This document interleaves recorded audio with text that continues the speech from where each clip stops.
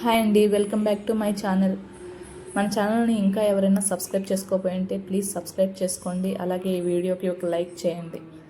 ఎప్పుడు ఫేమస్ అయిన వాళ్ళనే సబ్స్క్రైబ్ చేసుకుంటూ వాళ్ళ వీడియోసే చూస్తుంటే మాలాంటి వాళ్ళు ఎప్పుడు ముందుకు వస్తారండి. ఇంట్లో ఏమీ కూరగాయలు లేకపోయినా ఖచ్చితంగా టమాటా, ఉల్లిపాయ, అలాగే పచ్చిమిరపకాయ అయితే ఖచ్చితంగా ఉంటాయి కదండి. ఆ ఇంగ్రీడియంట్స్తోనే ఈరోజు మనం సింపుల్గా చట్నీ చేస్తున్నాం. చాలా అంటే చాలా రుచిగా ఉంటుంది. వేడివేడి అన్నంలో అద్భుతంగా ఉంటుంది. ఒక్కసారి ఇలా ట్రై చేసి చూడండి.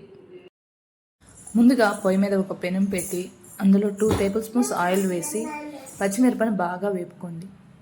తర్వాత ఇదే ఆయిల్లో టమాటా అలాగే ముందుగా నానబెట్టుకున్న చింతపండు వేసి బాగా మగ్గనివ్వండి.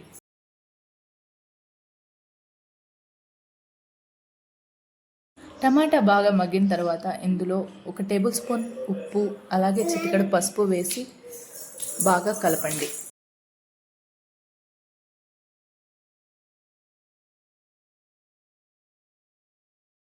తర్వాత దీన్ని ఒక మిక్సీ జార్లోకి ట్రాన్స్ఫర్ చేసుకొని మరీ మెత్తగా కాకుండా లైట్ పల్స్ ఇస్తూ కచ్చా పచ్చగా గ్రైండ్ చేసుకోండి.